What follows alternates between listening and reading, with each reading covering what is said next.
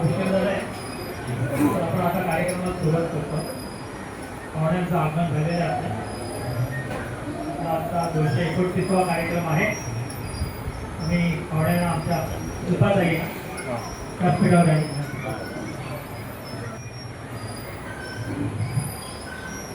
त्या शिल्पाताई अत्रे गट्टेकरी नाही असं समजतो.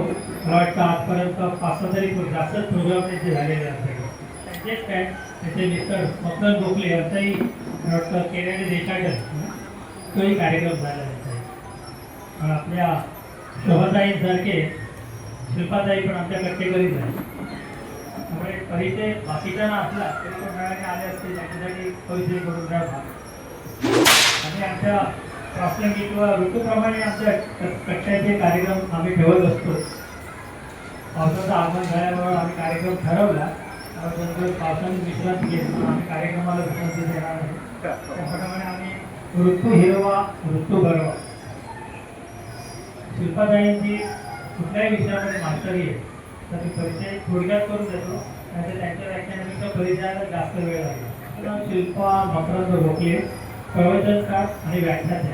म्हणजे जरी सादरकर्त्या म्हटलं असतं कार्यक्रम तरी त्या व्याख्यानाच आहे. प्रवचनकार म्हणजे कीर्तन वगैरे पण का करतात. त्याला काही स्पेशल निवृत्ती येते आणि अशा प्रकारचे जवळजवळ 1100 कार्यक्रम त्यांनी सादर केले. आणि विषय पण कसे म्हणजे आपण आपल्या डोक्यात विचार पण एवढ्या विविधांगी कार्यक्रम सादर करू शकते एखादी व्यक्ती. बघा आता गणेशोत्सव, नवरात्रोत्सव असे सोसायटीचे वार्षिक उत्सव असतात. त्यात वसंतोत्सव, संक्रांत सण, चित्रोत्सव असे प्रासंगिक कार्यक्रम त्या करत असतातच. आणि एवढे कार्यक्रम केल्यामुळे त्यांना यूट्यूब चॅनल पण त्यांनी त्यांचं बनवलं आहे. कीर्तनानंतर ही त्यांनी 3 वर्षाचा अभ्यासक्रम करून पूर्ण झाला. कीर्तनाचे 10-12 कार्यक्रम झाले. पण बाकी इतर जे विषयसूची आहे ना त्यात ललित आणि प्रासंगिक हे कार्यक्रम म्हणजे हिंदू सण, संस्कार, माय मराठी, स्पंदन सकारात्मकतेची विविध आहेत. म्हणजे मला वाटतं ह्या विषयावरती 17 का 18 प्रोग्राम. देवता आख्यान मागे आम्ही पण वेगवेगळ्या विचारांचे काय देवता आख्यान पण झालेले आहेत. जे गणेश पुराण म्हणा, विष्णू दशावतार, देवीची 3.5 पीठं ह्या विषयावर पण मला वाटतं 16 ते 17 वेगवेगळे विषय आहेत. संत आख्यान, सद्गुरू आख्यानमध्ये महाराष्ट्रातील संत स्त्रियांची मांदी आहे. आदिमाया मुक्ताई, नामयाची दासी जनी, एक त्रिवेणी मुक्ताई, संत मीरा. आणि दुसरा आपल्याकडे मागे झालेला कार्यक्रम आहे नळ आणि नारी रत्न. छत्रपती शिवाजी महाराज, संभाजी महाराज, कर्मयोगिनी जिजाऊ, अशी एक त्रिवेणी जिजाऊ, येसुबाई आणि ताराराणी, स्वामी विवेकानंद, लोकमान्य टिळक. तर असे विविध कार्यक्रम सादर करण्याची कॅपॅसिटी त्यांची आहे. म्हणजे देना बँकेतून निवृत्त होऊन एक अँकर असून सुद्धा त्या विविध विषयामध्ये एवढं त्यांनी मास्टर बनवलेली आहे. मला वाटतं त्याचा परिचय मला वाटतं एवढंच थोडा करतो. कार्यक्रमाला आणखी दुसरे कार्यक्रम त्यांना कार्यक्रमाला सुरुवात करायची. तर मारुतीराया कसा आहे, सकारात्मकता त्याच्याकडनं शिकावी. कधीही तो आपल्याला त्याचे जे उपासक आहेत ते कधीही निराश होऊच शकत नाही. कारण मारुतीराया आहे भक्तांचा तारणहार, नकारात्मकतेचा करी जो सदा संहार. देवादिदेव महादेवांचा आहे अवतार, भक्तिभावाने करूया त्याचा जय जयकार. जेव्हा पाऊस ओढ घेतो तेव्हा नेहमी शिवशंकर आणि मारुती ही प्रकाशाने उपासना केली जाते. ही दैवत आहे. तर तेव्हा या दोघांना मनोभावे हीच प्रार्थना करूया की आमच्यावरती कृपा होऊन दे आणि पाऊस बरसायला लागून दे. आणि बरं का कोकणात म्हणजे गावाकडे गाराणं घालतात. म्हणजे आपण अडचण आली की देवाला गाराणं घालतो. तर तसं मालवण म्हणजे गाराण्यावरनं हे गाराणं तसं आपण देवादिदेव शंकराकडे आणि मारुतीरायाकडे घातलंय. पण गाराण्यावरनं पिशाकडे जाताना एक मजेचा भाग म्हणून गाराणं म्हटल्यावर आठवलं म्हणून जस्ट शेअर करून पुढे जाते की मालवणचे दाजी तर ते देवळात गेले आणि पूजाला तिथे गुरव असतात. तर गुरुवाला म्हणाले की अरे 1-2 तास गाराणं होऊन जाऊ दे की मी यंदा म्हणजे माझी यंदा बायपास झाली तर देवाला एक जोरदार गाराणं होऊन जाऊन दे, मी सुखरूप आहे, बायपास झाली तशी वय महाराजा म्हणून यांनी की देवा महाराजा की यांची यंदा बायपास झाली तशीच ती दर वर्षात होऊन दे. तर तेव्हा आम्ही सिरियसली गाराणं करतोय की पाऊस येऊन दे. आणि आता विषयाकडे येताना की वर्षात म्हटलं की ते पावसाचे लतापचे लोल आपल्या खिडक्यांच्या याच्यावरनं, पावसाचं धारा नृत्य, पाना फुलांचं ओले ते पण, किंवा सगळा असा जो मधुर गंध, जो मृदगंध, एक अनामिक सुवास येतो, तर तो सगळा असा एकदम लहानदायी असा माहोल निर्माण होतो. आणि त्यावरनं हेच आहे की मजा आपण आपल्या लहानपणी खूप घेतली बरं का. सगळेजण आपण एकाच ह्याच्यातनं गेलोय. ते बालपणी पावसात भिजणं वगैरे काही भीती कोणी घालायचं नाही आणि आपणही कोणाला घाबरायचो नाही. पण नंतर काय झालं, तरुणपणामध्ये रोमँटिक अंगे बिजली जलधारांनी वगैरे किंवा गोपींची गाणी खूप आहेत पावसावरची, पण त्या नोकरी व्यवसायात कशासाठी, पोटासाठी, ठीक आहे, मजबुरात वर्षा ऋतूची मजाच घेता आली नाही. आणि आता म्हातारपणी पावसात भिजायचं म्हटलं अंगावर गेलं झेपणार नाही आता या म्हाताऱ्या वयात. तो आपला निवांत गॅलरीतनं वगैरे किंवा काचेतनंच बघावा असं आता आपलं वय झालंय. पण लहानपण मनमुराद आपण तो आनंद घेतलेला आहे. तर असा हा वर्षा ऋतू म्हणजे बघा, हिवाळा, पावसाळा आणि वर्षा ऋतू. तर त्याच्यात हिवाळा पावसाळा याविषयी प्रत्येकाचं वेगवेगळं मत असेल. प्रत्येकाची शरीराची हे वेगळी ना, हिवाळा जाणवतोय नाही, उन्हाळ्याचा त्रास कमी जास्त, उन्हाळा पावसाळा किती लागेल पाहिजे याविषयी दुमत होऊ शकेल. पण वर्षा म्हणजे वर्षा हाच खरं वर्ष घेऊन येणारा आहे. कारण शेती पिकते, त्याच्यावर अन्नधान्य, प्राणी मात्र सगळंच ते चक्र पूर्ण होतं. तेव्हा वर्षा ऋतू वर्ष घेऊन येणार आहे. आणि त्याचं जे तो आल्यावरती जे फील आहे त्याविषयी कुणाचंच दुमत होऊ शकणार नाही. तेव्हा हा ऋतू हिरवा, ऋतू बरवा, शांता शेळकेंचं अजरामर गाणं आहे. आणि आशा भोसलेंनी गायलेलं, आशा भोसले गातात तेव्हा साधं गाणं म्हटलं तरी त्या थोडी रागदारी घेऊनच त्या गातात. पण ऋतू हिरवा, ऋतू बरवा, पासूचा मनी रुजवा, तर तो वनी रुजवा आहे. तर त्यालाच जोडून मी म्हणते की पासूचा मनी रुजवा, ते हिरवेपण, सकारात्मकता, आल्हाद, आनंद त्या निमित्ताने आपल्या मनात रुजवण्याचा प्रयत्न करूया. आणि पुढे जाऊ की बघा, निसर्ग सहसा कधी बिघडत नाही, विस्कटत नाही. आणि वेळच्या वेळी ऋतुचक्र, वर्षातून 12 महिने, 6 ऋतूंचे 6 सोहळे, की वेळच्या वेळी सगळं येत राहतं. आता हे एल निनो किंवा आपण जो पर्यावरणाचा ऱ्हास करतोय ते सर्वात महत्वाचं कारण आहे. निसर्ग जो विपरीत उकराटा आपल्याला झाल्यासारखा वाटतोय, बोटं निसर्गाकडे दाखवतोय, खरी ती बोटं आपल्याकडे सगळी यायला हवी. पण निसर्ग चक्र सहसा बिघडत नाही. आणि पाऊस वेळच्या वेळी हजेरी लावतो असं म्हणते. तेव्हा अगदी लहानपणापासून आजीने आपल्याला, आजी, आई वगैरे जे गाणं म्हणजे साध्या त्या ओळी आहेत, पण त्या इतक्या अशा हृदयात भिनलेल्या आहेत की आषाढ मासे नियमित येती, आकाश मार्गे नभिवेग पंक्ती, नेमेची येतो मग पावसाळा, हे सृष्टीचे रहस्य जाण बाळा, हे सृष्टीचे कौतुक जाण बाळा. अगदी लहान वयापासून ज्या काही आपल्याला ही गाणी वगैरे जी माहिती आहेत किंवा श्लोक म्हणा, ओळी म्हणा, पण आषाढ मासे नियमित येती, आकाश मार्गे नभिवेग पंक्ती, नेमेची येतो मग पावसाळा. तर आता त्यावरनं की आता तो नेमेची येताना दिसत नाहीये, पण nature is absolutely law abiding. निसर्ग चक्र सहसा बिनसत नाही. जर बिनसलं तर त्याला आपण कारण आहोत. म्हणून मी म्हणते की आजपासून एक सवय करा, आजपासून एक सवय करा, टिशू नको हातरुमाल ठेवा, टिशू नको हातरुमाल ठेवा. जरी नाही जमलं, एक झाड लावायला, किमान एक झाड जगवा. झाड लावायला नाही जमलं तर किमान म्हणजे आपण म्हणतो ना बँकेच्या याच्यात money earn is money saved is money earn, तर तसं आहे की झाड लावू नाही शकलो तर त्या उपायाने एक झाड जगवायचा तरी प्रयत्न करूया. तर असं म्हणते तेव्हा एक छोटीशी 4 ओळीची कथा घेते, ऋणमुक्ती. म्हणजे निसर्गाचा आपण ध्यास करतो त्याला धरून ती कालच माझ्या छोट्या नातवाला वाचून दाखवत होते मी. तो म्हटलं अरे काय दृष्टी आणि छान आहे, मी इथे घातलीच पाहिजे कथा मी. तर असं झालं, अगदी 2-4 वाक्यात थोडक्यात सार घेऊन पुढे जाते की खेड्याचं जीवन आहे आणि तो लहान मुलगा, तर त्याच्या बाहेर एक तो झाड वाढलाय, असं छोटं झाड आहे ते, आणि तो बाहेर येऊन बसायचा आणि ते झाड असं रखरखीत, पण हा बाहेर यायचा, चुळा भरायचा, तिथे टेकायचा. तर झाडाला प्रेम होतं त्या मुलाविषयी आणि त्या निमित्ताने मुलगा बाहेर येऊन त्याचं तोंड बिंड धुवायचा, चुळा टाकायचा, झाडाला पाणी मिळायचं. मग एरवीच्या बकऱ्याचे झाड फार ओरबडायच्या, एखादं मूल असं वाढवून उभारतात, झाडाची फांदी बिंदी उभारतात, फटका मारायचा, ते झाडाचा कोळे जीव केवढा दुखावायचा, पण तरी ते तग धरत वाढत जातं, त्याचं त्या मुलावरती प्रेम बसतं.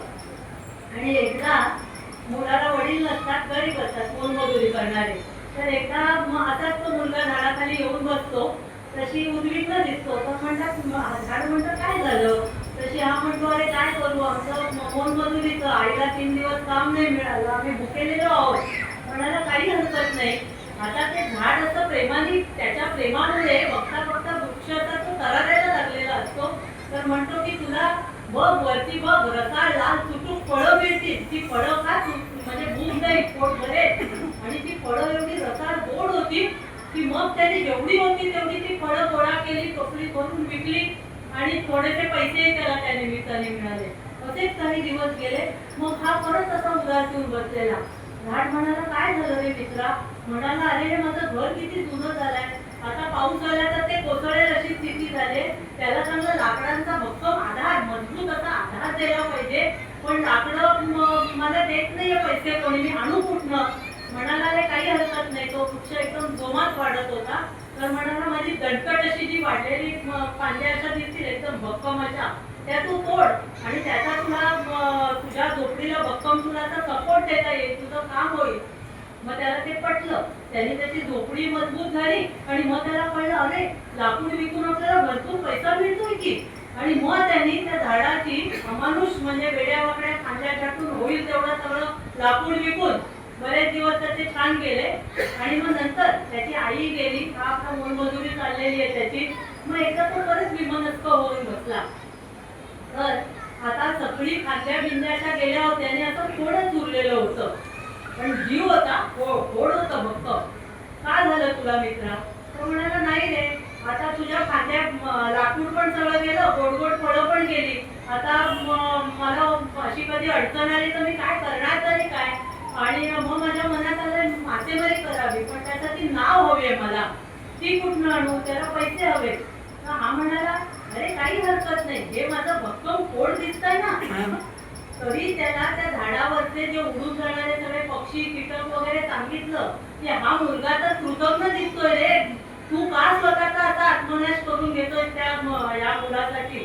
तर हा म्हणतो हे माझं पोट कापून टाक फक्त, तर त्याच्यामध्ये तू ह्याच्याकडे जा, सुताराकडे, तुझं छान होडी मी बनवून मिळेल. झाली होडी याची तयार झाली, मासेमारी, कुटुंब त्याचं वाढलं, मुलं बाळ आणि एकदम मजेत होता तो. आणि एकदा त्याला एवढी मोठी पोटदुखी झाली, बिघडायला लागला बडाबडा, काही सुचेना. मग मोठ्या वैद्यांकडे गेला. ते म्हणाले अहो हे तुमचं दुखणं म्हणजे खूप एखाद्याला होण्याचं आहे, याला काही औषधं गोष्टीचं मॉरल बघायचं की ह्याला काही उपाययोजना नाही. पण मला एक माहिती आहे की जर तुम्ही अश्विन वृक्षाची मुळी जर पैदा करू शकलात, आणू शकलात ना, तर त्याचा म्हणजे रस, मग मी त्याच्यात काही अर्थ हे घालून हे घालून तुम्हाला मी ते देईन. आणि तेवढा एकच उपाय आहे याच्या बरोबर रामबाण. म्हणाला कुठला अश्विन वृक्ष आणि आता मी कुठलं घेऊन येऊ? म्हणून हा उदास झाला आणि परत बाहेर येऊन बसला. तिथे आता काहीच असं अस्तित्व नव्हतं, कारण त्यांनी थोडंसं चपाचप कापून ते नेलं होतं, पण तरी सुद्धा खाली गुंढा एवढा वाढलेला, म्हणजे काहीतरी तर आहेच ना. तिथे तो असाच बसला होता. त्याशी आपल्याला मित्रा काय झालं, म्हणाला नाही रे, मला आता ना असह्य पोटदुखीसाठी अश्विन वृक्षाची मुळी हवी. आता तो कुठला अश्विन वृक्ष आणि मी कुठनं ती मुळी आणू? तर म्हणाला हॅच तिच्या एवढंच ना, अरे मीच अश्विन वृक्ष. आता मी उरलो नाहीये, पण अजून खाली मुळ्या आहेत ना, त्यांच्यात अजून दुगदुगी आहे, तग आहे, तर तू खण मला आणि त्या मुळ्या काढून घे आणि लगेच वैद्यांकडे घेऊन जा. पण मित्रा बरं का, आता संपलं हा, हे माझं तुला शेवटचं देणं, इथून पुढे माझी मदत संपली तुला. आणि मग त्याला आनंद झाला. तो म्हणाला तू का अश्विन वृक्ष? मग त्यांनी एवढ्या जोरात हे काढल्या, त्याची मुळं पण दुखावली, रक्तपंपाळ झाली, पण त्याला ताबडतोब इलाज, तो गेला, त्यांनी इलाज करून घेतला, बरा झाला. मग तो विचार करायला लागला की ह्या वृक्षाने मला फक्त प्रेम आणि प्रेमच दिलं, माझ्यावर केलं, आणि मी केवढा कृतज्ञ, दर वेळेला माझ्या उपयोगी पडत गेला आणि मी निर्दयपणे त्याच्याशी वागत गेलो. आता मी काय करू? म्हणून त्यांनी मनोमन त्या वृक्षाची, कारण अस्तित्वच संपलेलं होतं, माफी मागितली आणि म्हणाला बस इथून पुढे एकच, आता मी खड्डे करणार, वेगवेगळ्या बिया लावणार, पाणी घालणार, झाड लावणं एक भाग, झाड जगवणं पुढचा भाग, आणि मग झाडं जगवणार आणि अधिकाधिक सगळी धरा होता होईतो सुजलाम सुफलाम हिरवीगार करणार. तर तेव्हा म्हणून आजपासून एक सवय करा की टिश्यू नको, हातरुमाल ठेवा. नाही जमलं झाड लावायला, निदान एक झाड जगवा. तर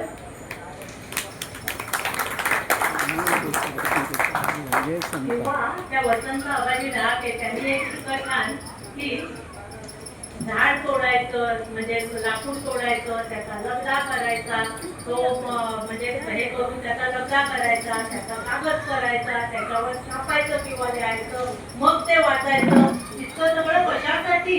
त्यापेक्षा वसंत आबाजी डहाके म्हणतात की त्यापेक्षा झाडच वाचवा आणि वाचा आणि वाचवा. तर झाड म्हणजे तो कागद वाचण्यापेक्षा झाड वाचा, म्हणजेच त्यांना इथे म्हणायचं आहे सांकेतिक याच्यामध्ये की निसर्ग वाचा आणि वाचवा पण असतात.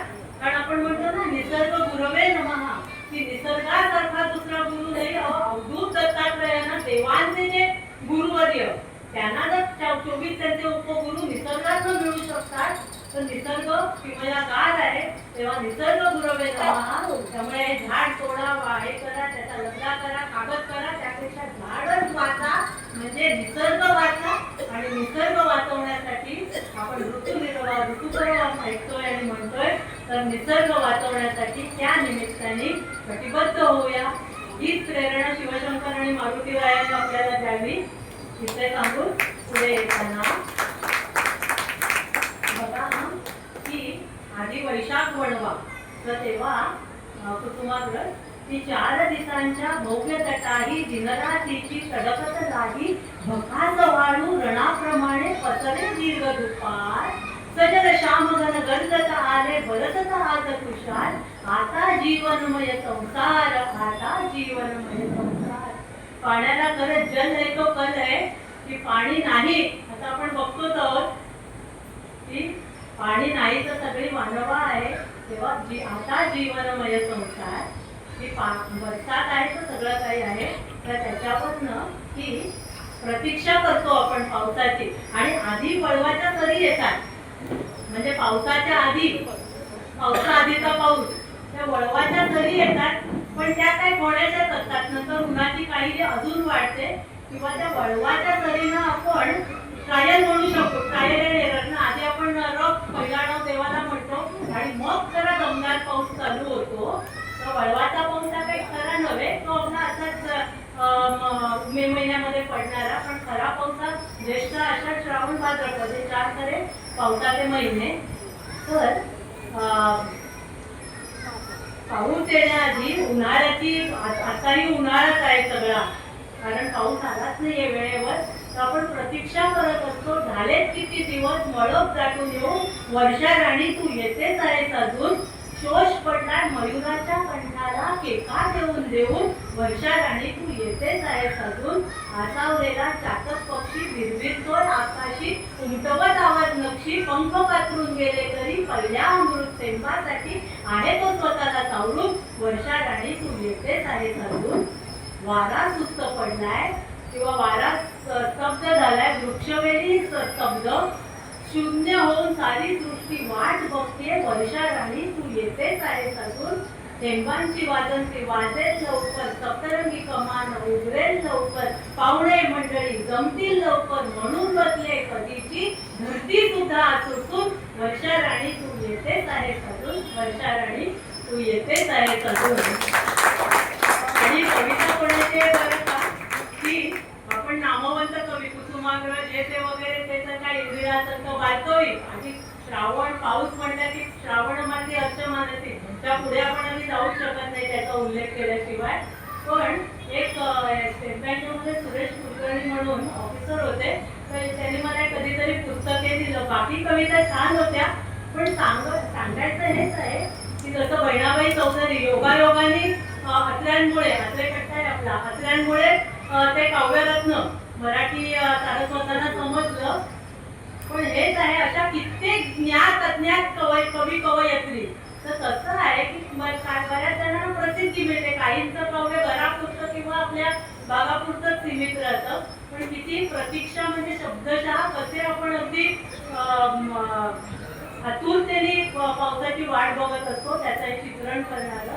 आणि एकदा पाऊस पडला की जिकडे तिकडे पाणीच पाणी, खळखळणारे झरे, झुळझुळणारे गवत पोपटी, लवलवणारे तुरे.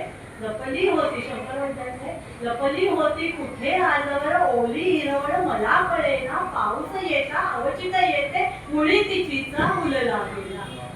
अगदी शब्दशः खरं आहे की हिरवळले पण म्हणतात ना की जरा पाऊस पडला ना तरारी तरतरी सगळी जी येते ना सृष्टीमातेला, तो काही गोडवा औरच आहे. तर पावसाळा म्हटला की शेतकऱ्यांचा म्हणजे खरोखर शेतकऱ्यांचं सर्वस्वच पावसावरती आहे. तर त्यावरनं आसूसली माती पिकवया मोती, आभाळाच्या हत्ती आता पाऊस पाडला. म्हणजे सगळेच जण पावसाच्या प्रतीक्षेत असतात, पण शेतकऱ्यासाठी आता तर पहिलं हे पण फुकट जाईल. पाऊस जर पुढचा नाही झाला तर पहिली त्याची जी पेरणी केलेली आहे ती. पण त्याच्यासाठी मात्र आसूसली माती पिकवया मोती, आभाळाच्या हत्ती आता पाऊस पाडला. आणि पावसा वाचूनी जमीन हिरवी होईना, माऊलीची माया कुणाच कळेना. जे अनेक लोकगीतांमधनं ते चितारलेलं वर्णन येते की पावसा वाचून जमीन हिरवी होईना, माऊलीची म्हणजे माऊलीची सर, मायेची सर कुणाच येईना. तर एकदा मात्र पाऊस पडला, आणि पाऊस पडला तरी सुद्धा सगळीकडे सारख्या प्रमाणात पडेल असं नाही. म्हणून एक शेतकरी राजा बळीराजा म्हणतो, कालचा पाऊस आमच्या गावात आलाच नाही, आसवांनी आम्ही शेती भिजवली. कालचा पाऊस आमच्या गावात आलाच नाही, आसवांनी आम्ही शेती भिजवली. पण आता हा पाऊस जेव्हा येतो तेव्हा बहिणाबाई म्हणतात, दरिद्रीच्या कृषीमध्ये निजल बी बियाणं, वर पसरली माती जशी शाल पांघरली, बी टराले भुईत सर्वे कोंब आले वर, गवरले शेत अंगावरती शाळे. ऊन वाऱ्याशी खेळता एका एका कोंबातून परपटले दोन पानं, जसे हात जोडीसन टाळ्या वाजवीची पानं, जप देवाच्या भजनी जशी करती कारोन्या, होऊ दे आबावानी आपादानी. दिसामध्ये होय वाढ रोप झाली आता मोठी, आला बहर पिकाले झाली शेतामध्ये दाटी, कसं वाड्याने डोलती दान आलं गाडी गाडी, देव गेलं रे उगाडी, देव अजब गारोडी. पण पुढे याच बहिणाबाई म्हणतात की सोन्या रुपयानी मोडला मारवाड्याचा बालाजी, शेतकऱ्याचा इतोबा पाना फुलामध्ये राजी, माझ्यासाठी पांडुरंगा तुझं गीता भागवत, पावसाचं उगवत मातीमध्ये सामावत. हे खऱ्या शेतकऱ्याचे आत्मोक म्हणणारे बोल आहे. आणि एकदा हे झाली पेरणी झाली की शेतकरीला वाढीचे वेळ लागतात ना, की वारीच्या याच्यात जाणारा जास्तीत जास्त जो कारवा माहोल त्याच्यामध्ये शेतकरी वर्ग प्राधान्याने आहे. तर त्यामुळे तो म्हणतो, शेतकरी म्हणतो की आबादानी हो देवा शेत भरू दे दाण्याने, तुझ्या पालखीला शब्द बांधू तुकोबाचे. जग भरल्या स्वप्नांचं झालं आभाळ मनाचं, जग भरल्या स्वप्नांचं झालं आभाळ मनाचं. म्हणजे शेत सारा चांगला एवढे त्याची परमात्म्याकडे हीच प्रार्थना असते की तुकोबाचे शब्द तुझ्या पालखीला बांधू. आणि आता मी आनंदाने वारीला यायला. आषाढीला ओढ असते, कार्तिकीला कापणी बागायत शेती ज्यांची आहे, कार्तिकीला मग गर्दी होत असते. पण आषाढीला देवशयनीला जाणारा शेतकरी वर्गाचं प्राधान्य आहे. पण अशा प्रकारे किंवा शेतकरी वर्गाचं म्हणून बहिणाबाईंच्यात म्हणजे खांदेकरचे नागोमान होत. तर ते म्हणतात या भुईनी या नभाला दान द्यावे, या भुईनी या नभाला दान द्यावे, आणि मातीतून या चैतन्य गावे, अशी कोण ती पुण्य येती फळाला, आणि दोन गळ्याला चांदणे रखडून यावे. हे पण शेतकरी वर्गातले आणि खानदेश तिकडनं आलेले. पण अशी कोण ती पुण्य येती फळाला, दोन गळ्याला चांदणे रखडून यावे. तर तेव्हा म्हणून आपण जे खातो आज काय आहे, शेतजमिनी सुद्धा दर 10 वर्षांनी हे होतं, शेतजमीन हळूहळू याच्यात येते, गावामध्ये इन्क्लूड तो भाग केला जातो. आणि मग आपण सेकंड होम, थर्ड होम किती वेळेला जातो कुणाच ठाऊक. पैसा खूप झालाय ना आता, म्हणून ती घरं घेऊन ठेवतो. ते शेतकऱ्याच्या शेती जमिनीवर ती घरं आताची जी एक्सटेंडेड जो भाग आहे त्याच्यात ती उभारलेली असतात. तर खरोखर विदारक स्थिती अशी येणार आहे की शेतकऱ्यांनी जर हे थांबवलं ना तर धन आहे, धान्य नाही. मग ते टॅबलेट घ्यावे लागतील. टॅबलेट घेऊन मग आपण जे मस्त खाण्यापिण्याचं आपली जी मौज मजा चंबळ आहे जगाल, पण ते गोळ्यांवर आणि तसंच मग वेळ येणार आहे. पण म्हणून कृतज्ञतापूर्वक पहिल्यांदा कशी ऋणमुक्ती गोष्ट सांगितली तसं म्हणून कृतज्ञतापूर्वक आपण जे वदनी कवळ घेता नाम घ्या श्रीहरी ते सहजवन होता नाम घेता पुकारते, याच्यात ही तर म्हणायचीच आहे की परमात्म्याची आहे प्रार्थना, अन्न हे पूर्ण ब्रह्म. पण हे पूर्ण ब्रह्म घेऊन येणारा जो शेतकरी आहे तर त्याच्या प्रती कृतज्ञता म्हणून वदनी कवळ घेता नाम घ्या, वदनी कवळ घेता नाम घ्या, मातृभूते सहज स्मरण होते आपुल्या बांधवांचे. कृषीवन कृषी कर्मी राबती दीनदात, श्रमिक श्रम करोनी वस्तू या निर्मितात. करून स्मरण त्यांचे अन्न सेवा कुशाल, उदर भरण आहे चित्त होण्या विशाल. जय जय रघुवीर समर्थ. आता परत कुठेतरी विषयाकडे येताना की परिस्थिती अशी आहे की वसंत हा ऋतूंचा राजा म्हणतो आपण, आणि वर्षाणी राणी आहे सगळ्या याच्यामध्ये. बाकीचे म्हणजे वर्षाणी राणी आहे त्याच्यात. पण नेहमी आपण म्हणतो ना राजा आला घरा राणी राज्य तुझे संपले, की वसंत नंतर ग्रीष्म पण येतो. पण एकदा वर्षा ऋतू अवतीर्ण झाला की तो सगळ्या ऋतूंना, कारण वर्ष म्हणजे गेला माधव कुणीकडे तसा गेला पाऊस कुणीकडे. बाकी ऋतू थोडे मागे पुढे कमी जास्त झाले तरी चर्चा आहे. पण वर्षा ऋतू ही ऋतूंची राणी आहे. ती वसंताला सुद्धा तेव्हा ती मागे सरते. आणि गमतीचा भाग म्हणून राजा आला घरा राणी राज्य तुझे संपले, ती राजाची तोड आहे. पण त्यावरनं म्हणजे एकदा गमतीत असा एक तो विनोद आहे की आई मुलाला लग्न होताना म्हणाली, म्हणजे राजा म्हणायचे ना कौतुकाने त्याला की आता तुझं लग्न, की आता होणार हो तुझं लगीन होणार. आणि मग राणी आली घरा राजा राज्य तुझे संपले, आता तुझं राज्य संपणार असं ती त्या मुलाला म्हणाली आपल्या सारख्या. तशी तो मुलगा मजेत म्हणाला, फक्त माझंच नाही संपणार आहे, घरच्यांच्या सगळ्यांचंच राज्य संपणार आहे. म्हणून बुद्धिबळाचा जो डाव आहे, आपण मात्र बुद्धिबळ खेळतो तेव्हा राजा आणि वजीर आहे. पण इंग्लिशमध्ये आता शोध इकडनंच गेलाय, भारत चीन मधनच बुद्धिबळ पुढे गेलाय, शोध तिकडचा नाही येतो.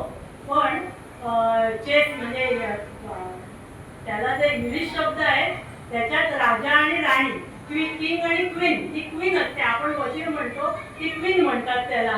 पण मला वाटतं एका अर्थाने समर्पक आहे त्यांनी जो दिलाय तो शब्द तो, कारण राणीच नाचवते ना, म्हणजे राणी प्रोटेक्ट, वजीर प्रोटेक्ट करत असतो राजाला आपण, आणि राणीच्याच हातात सगळं काही आहे ना. म्हणजे तुम्ही रामायण बघा, महाभारत बघा, द्रौपदी, सीतामाई किंवा रामाला आधी वनात का जावं लागलं, म्हणजे खूप वेगळंच विषयांचं होत आहे. पण कैकेयीला दिलेली आश्वासनं, म्हणजे सगळं जे घडतंय ती राणीच नाचवतीये. तर त्यामुळे गमतीचा भाग म्हणून की बुद्धिबळामध्ये किंग आणि क्वीन हा एका अर्थाने म्हणजे राणी नाचवते पण आणि प्रोटेक्ट पण राजाला करत असते ह्या अर्थाने. तर तो एक भाग असून दे. तर आता ही वर्षा म्हणजे पावसाच्या अभावी ग्रीष्म ऋतूनी सगळी सृष्टी शब्दशः होरपळलेली असते. कारण होळी जळाली, थंडी पळाली आणि मार्च पासून जी काही उन्हाळा वाढत वाढत जातो सगळी सृष्टी होरपळलेली असते आणि ती पाण्याच्या एका थेंबासाठी असुसलेली असते. आणि तिची ती तृषार्थ हाक म्हणजे काय, धावाच आहे तो, ती सृष्टी मातेची ती हाक आकाशाच्या कानावर जाते. आणि एक दिवस अवचित मोत्याची टिपक, चांदण सुरात तो म्हणजे छान ती अशी टिपक आणि गार एकदम शीतल असा की ती जमिनीवर म्हणजे पाझरायला लागतात आणि बघता बघता नवसंजीवन म्हणतात ना, नवचैतन्य आल्यासारखं सृष्टीला रूप प्राप्त होतं. म्हणजे खरं असं आहे की उन्हाचा तडाखा वाढला, म्हणजे भौगोलिक आहे, उन्हाचा तडाखा वाढला की विषुववृत्ताकडून जे नैऋत्य, आपण भूगोलात शिकलेलो नैऋत्य मोसमी वारे, ते मान्सून वारे, तर ते आधी मलबार म्हणजे आपल्याकडे ते ठरलेलंच असतं की केरळा, मग चेन्नई आणि तिकडे आला की कोकणात तो 7 दिवसांनी येऊन म्हणजे इथपर्यंत आला, म्हणजे आता 7 दिवसात तो इथे येणार अशा अर्थाने. पण असा हा पाऊस की कधी रे येशील तू, म्हणजे एकदा जर त्याला विलंब झाला की आपण हवालदिल होतो आणि त्याच्या प्रतीक्षेत की झालेत किती दिवस मळप दाटून येऊन वर्षाराणी तू येतेच आहेस अजून. पण हेच आहे, हे परमात्म्याचं पसायदान आहे. बहिणाबाई म्हणतात तेव्हा पाऊस तुझ्या डोळ्यातील असू की सृष्टी ती तडफड परमात्म्याला बघवत नाही. आणि एक दिवस मग म्हणजे गेला माधव कुणीकडे, गेला पाऊस कुणीकडे, पावसाच्या धारा बरसायला लागतात. पण त्यावरनं की आधी तिथे एक छान वाक्य आहे बघा, की आधी सगळा वैशाख वणवा म्हणतो ना, तसा वैताग वणवा, कधी हा उन्हाळा सरेल आणि पाऊस येईल.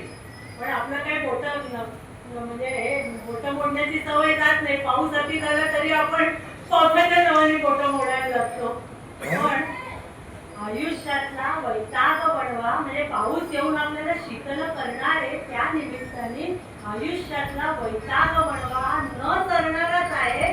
पण कधी कधी सुखद घटना पण होत असतात आणि म्हणून प्रसादस्तु प्रसन्नता, म्हणजे मनाची प्रसन्नता हाच ईश्वरी कृपा प्रसाद आहे.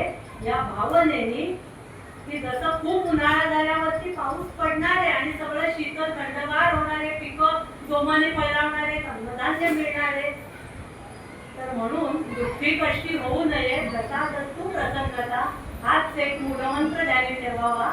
आणि संकट किंवा दैना कोणाला नाही, तर त्याच्यावरनं रामदास स्वामी जगी सर्व सुखी असा कोण आहे, विचारी मना तुझी शोधून पाहे, मनात वाची रे पूर्व संचित केले, तया सारखे भोगणे त्रास झाले. तर तेव्हा आपल्या सगळ्या साधू संतांनी मन करा रे प्रसन्न, तुकोबा इतका सुंदर उदात्त उपदेश दिलाय आणि हेच निसर्गाकडनं शिकायचं आहे. म्हणून निसर्ग वाचा आणि वाचवा. आणि आता पुढे जाऊन की आपलं सर्वात प्राचीन वाङ्मय वेद, वेदापासून म्हणजे विश्वाचंच वाङ्मय हे वेद आहे. तर वेदामध्ये की ऋग्वेदामध्ये किंवा याच्यामध्ये पर्जन्य सूक्त किंवा एवढ्या परोपरीने पर्जन्य देवतेची सूक्त रचलेली आहे. आणि आभाळ आणि माती हे ऋग्वेदातलं सूत्र नाहीये, पण आभाळ आणि माती याच्यामध्ये थेंबांची म्हणजे पावसाच्या थेंबांची नाळ आहे, ती जर तुटली तर जगण्याची आभाळ आहे. आणि त्यावरनं की आभाळ आणि माती म्हणजे यांचं ते मनोमिलन आहे की गीत रामायणामध्ये ना आकाशाशी जडले नाते धरणी मातेचे स्वयंवर झाले सीतेचे. गाणी पण ती अजरामर आहेत सगळी, पण रामाला आकाश तत्व पृथ्वी ही सीतामाई म्हणजे जमिनीतनं झालेली आहे, ती भूमिकन्या, त्यामुळे भूमी तत्व आहे. पण याच्यामध्ये पुढार्थ बघा की रामाने सीतेचा त्याग केला म्हणजे ते आकाश तत्व आहे, कुठेतरी भूमीतनं वर जायला लागतं आणि तिथे सहाय्य करणारा मरुत तत्व वायू तत्व आहे हनुमंत. हा सगळा वेगळा भाग झाला. पण आकाश आणि माती यांचं पती पत्नीचं नातं आहे घेताना की झाडं झडाडती विजा कडाडती धरणी माय तुझा पती याचा आहे. पाऊस पडतो काळा फुटत धरणी माय हिरवा फोटो पांघुरली. म्हणजे जी लोकगीतं आहेत तर त्याच्यामध्ये आकाश आणि माती म्हणजे मनोमिलन आहे, अशीच सगळी वर्णन आलेली आहे. किंवा भगवद्गीतेचा 3रा अध्याय कर्मयोग, तर त्याच्यावर श्लोक मला आठवतो का बघते.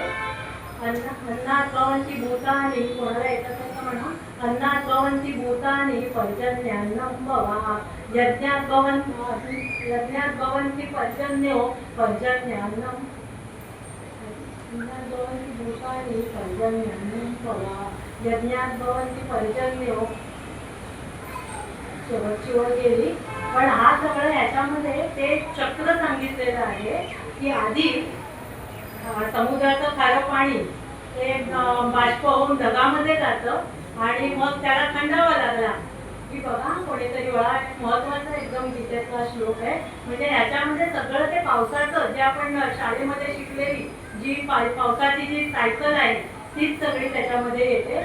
तर आणि मग पण खारं पाणी पिऊनही मधुर पाण्याच्या वृष्टीने, समुद्राचं खारं पाणी आहे पण पावसाचं पाणी कधी खारं नसतं आणि गार पण असतं परत, पण खारं पाणी पिऊनही शीतल मधुर पाण्याच्या वृष्टीने आपली दृष्टी म्हणजे संतुष्टी करणाऱ्या जगन्नियत्याची लीला अफाट आहे. पाऊस पडतो, त्याच्यावर अन्नधान्य पिकतं, प्राणी मात्र पोचले जातात आणि सगळंच विश्व एक सुखाचा निश्वास सोडतं. तर त्याच्यावरनं जो गेय भूगोल होता की वाऱ्या किती अंधारात आहे ना अजून. वाऱ्या उठ रे दर्याला गाठ रे, दर्याला सांग जरा सूर्याला भेट दे, सूर्या पाणी तापू दे वापू दे. जे आपण आपल्या शाळकरी याच्यात वाऱ्या उठ रे दर्याला गाठ रे, दर्याला सांग सूर्या पाणी तापू दे वापू दे. आणि मग परत थंडावा लागला की शीतले चालू होतात, जलधारा चालू होतात. तर त्याच्या निमित्ताने आषाढामध्ये आषाढस्य प्रथम दिवसे म्हणजे कालिदास आषाढस्य प्रथम दिवसे मेघमालेचं सानू वक्र क्रीडा परिणत गज प्रदर्शनीय प्रदर्शन. तर आषाढस्य प्रथम दिवसे कालिदासाचं जे अजरामर कवी कुलगुरू कालिदास, तर त्यांचं मेघदूत हे खंडकाव्य आहे, छोटं आहे 120 वगैरे, पण त्याची सुरुवातच मुळी. आता जरा ज्येष्ठ चाललाय, ज्येष्ठाचा पौसा कसा मुळमुळू आहे, पण आषाढामध्ये मात्र संततधार एकदम म्हणजे आकाश आणि हे पृथ्वी म्हणजे जुगलबंदीत चालल्यासारखं. पण आषाढस्य प्रथम दिवसे ह्या मेघदूताची सुरुवातच या ओळीपासून झालेली आहे. तर त्यामुळे जो एक अगदी मनोज्ञ म्हणजे ज्याने कोणी संस्कृत वगैरे घेऊन पुढे एमेदा वगैरे हा अभ्यासक्रमाला लावता केली, तर हा जो हिमालयातल्या कुबेराचा यक्ष म्हणजे संपत्तीची हे करणारे रक्षक आणि त्यांचा मुख्य हा तो कुबेर. तर त्या हा अलकापुरी नगरी तिकडनं हिमालय, तर त्याला यांनी श्राप दिला कुबेराने, त्यांनी काही आगळी केली म्हणून की 1 वर्ष तू तुझी शक्ती गमावून बसशील. तर त्यामुळे तो दुःखी कष्टी झालाय, त्यांनी स्त्रियेला तिथे सोडलंय, आता शक्तीच नाही ना त्याच्याकडे, म्हणून तो चांगला दडपट मजबूत दक्ष कुठे आलाय तर नागपूर रामटेक, रामगिरी, राम तिथे, प्रभू रामचंद्र तिथे काही काळ टेकले म्हणून तो रामटेक, रामगिरी. आणि एकदा तो यक्ष बाहेर आला तर त्याला काय दिसलं की काळ्या ढगांच्या हत्तीसारख्या अशा झुंडीच्या झुंडी, ढग सुद्धा कसे, आषाढाचा पाऊस म्हणजे सांगायला नको वर्णन, असा ते बुलंद हत्तीच्या झुंडी निघाल्या, कसे काळे कभिंत ढग. आणि हा वर्ण बघतोय ना डोंगरावरनं रामगिरी, तर ते ढग बघितल्यावर त्याला त्याच्या प्रियेची आठवण आली. आणि मग त्यांनी त्या मेघालाच आपला दूत केला. म्हणून एक छान एक अजरामर लेख वाचला होता कालिदासा, मी तुझा दूत, मी तुझा मेघ, म्हणजे यांनी याला मेघाला दूत केलाय आणि आपल्या प्रियेला खुशालीचा निरोप पाठवलाय. पण निरोप पाठवताना बघा सगळे इतिहास भूगोल ही सगळी मंडळी कोळून पेलेली की वाटेत तुला काय काय वन उपवन, उज्जैनी आहे, शिप्रा नदीचं वर्णन, बायका त्यांचे काय शृंगार काय काय असतील, परत बंगाल, ओरिसा, सगळ्या प्रांताची वर्णनं. आणि शेवटी त्या मेघाला थँक्स गिव्हिंग ना, तसं मेघाला हे दिलंय की तू माझं हे एवढं काम करणार, माझ्या प्रियेला तो निरोप देणार, म्हणून तुझ्यासाठी हे की तुझी आणि तुझ्या त्याची प्रिया कोण वीज, फारकत होऊ नको दे. पण सत्य हेच आहे की तो विद्युत भार, जरवणं भार सहन न होऊन वीज कायम फारकतच घेते आणि जमिनीवरच कोसळते. पण त्यांनी आशीर्वाद दिलाय. पण आपण आषाढस्य प्रथम दिवस आहे, त्यांचं कविश्रेष्ठ आहे, त्यांचं स्मरण करतो. आणि सहज म्हणून आषाढ शुद्ध प्रतिपदा ही सांप्रदायिकांमध्ये एनवे स्वामींची त्या दिवशी नर्मदा ती गरुडेश्वर सगळे जाऊन पण आला असतात, तर तिथे त्यांनी योग समाधीद्वारे स्वतःला म्हणजे त्याची ती समाधीस्थ होण्याचा तो दिवस आहे. पण त्या भागात अजून न जाता तर आता मूळ विषयाकडे येताना की पावसाळा कसा आहे हा लहान मुलांना सगळ्यांना आनंद देणार आहे. आणि पाऊस म्हटला की येरे येरे पावसा, अगदी पहिलं गाणं म्हणजे मला वाटतं प्रत्येकाने आपलं हे आठवून बघावं बालपण किंवा आपल्या नातवंडांचे. आपण पहिली गोष्ट ऐकतो किंवा सांगितली ती म्हणजे एक होता पाऊस एक होती चिव. आणि पहिलं गाणं जे मुलांना नातवंडांना शिकवतो येरे येरे पावसा, बऱ्याचदा येरे येरे पावसा तुला देतो पैसा, पैसा झाला खोटा, खोटा पाऊस झाला मोठा आहे, पावसाला लाट आहे कधी. पण मुलांनी दिलेली आहे ती त्या भ्रष्ट राजकारण्यांची ती हे नव्हे, तसं ती गमतीच प्रकारे की तुला देतो पैसा, पैसा झाला खोटा, पाऊस झाला मोठा, पाऊस पडला झिमझिम झिम, अंगण झालं ओलं चिम, पाऊस पडला मुसळधार, रान झालं हिरवंगार, ये ग सरी माझं पडतो बरी, सर आली जाऊन पडतो गेलो बाऊन. अरे मी हे कधीतरी माझ्या नातीसाठी गाणं हे सर्च केलं तर त्याच्यात हे मधलं पण कडवं होतं. मी म्हटलं अरे आम्हाला शाळेत जे अगदी बालवाडीत वगैरे ही दोनच कडवी होती, पाऊस पडला झिमझिम झिम, अंगण झालं ओलं चिम, पाऊस पडला मुसळधार, रान झालं हिरवीगार हिरवगार. ही आम्हाला हे कडवं नव्हतंच आम्हाला. म्हणजे बऱ्याच जणांना कडवी कशी सोडली जातात बघ. आमच्या पाल्याचं जे सोबती आहे ना तर तिथे ही मोठी कविता फ्रंटला लावले.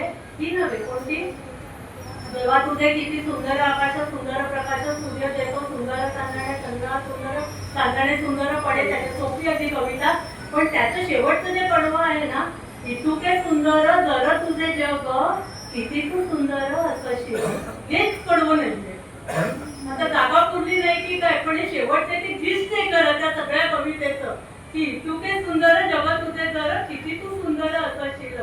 पण शाळेच्या याच्यात ठीक आहे, पाठ्यपुस्तकात कडवी तोडून किंवा पूर्ण देता येत नाही.